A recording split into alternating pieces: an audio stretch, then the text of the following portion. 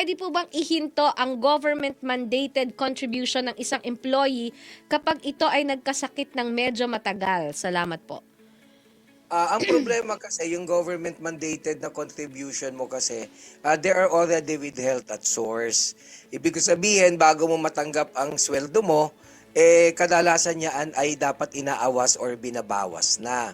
Hindi ba? Ngayon, kung ikay nagtatrabaho naman sa pribado, halimbawa yung SSS mo, ang problema niyan, manganganib naman ng iyong employer kapag hindi siya nag-remit ng iyong contribution dahil meron tayong batas, ano yung SSS law, na krimen ang hindi pagre-remit. So, ibig ko Oo. sabihin, kinakailangan updated ka sa mga pagre-remit na ito sapagkat ang mga remittances na po na ito, ang tawag dyan ay premium.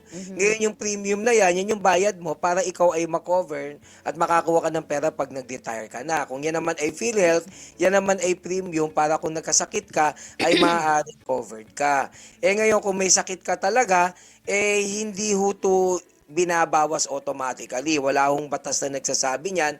Pero siguro maaari mong itry, baka naman pumayag, hihingi ka halimbawa ng ika nga pasintabi halimbawa sa SSS or sa GSIS, malamang maaari kang sumulat na baka kung pwede ay ihinto mo muna ang pagbabayad mo. Pero besides, hindi mo kailangan yan kasi sa SSS at GSIS naman, nakakautang ka ng pera dyan. Hindi naman yan para sa retirement mo lamang. At kung ikaw naman ay may sakit, ikaw naman ay malilibre sa PhilHealth. So, yun ang mga point ko. Kasi yung mga premium po, yan ang kailangang bayaran mo para makover ka. Kasi lalo na ang insurance, kagaya ng PhilHealth, alam mo, under Section 77 po of the Insurance Code, ang kontrata po ng insurance ay nagiging epektibo pag nagbayad ka lang ng premium. Meron silang tinatawag na cash and carry principle.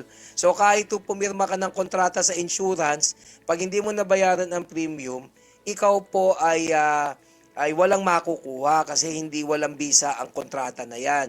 Kasi sabi po ng Korte Suprema, ang insurance po would involve a risk distributing device. Ano ibig ko sabihin? Yung premium kasi, kapag dyan din kinukuha nung kumpanya yung gagastusin at ibabayad sa'yo.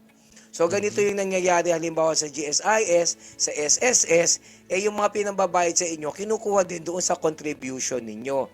Bagamat merong ayuda or subsidy ang gobyerno, hindi ba? So kaya po ganyan ang paglalaro niyan. So hindi po yan talaga nababawas. Unless, baka po payagan kayo ni GSIS, hindi ko pa naman po na-try, pwede nyo pong magbaka sakali na humingi kayo ng pasintabi na baka pwedeng isuspindi muna ang pagbabayad, hindi ko alam kung papayagan yun.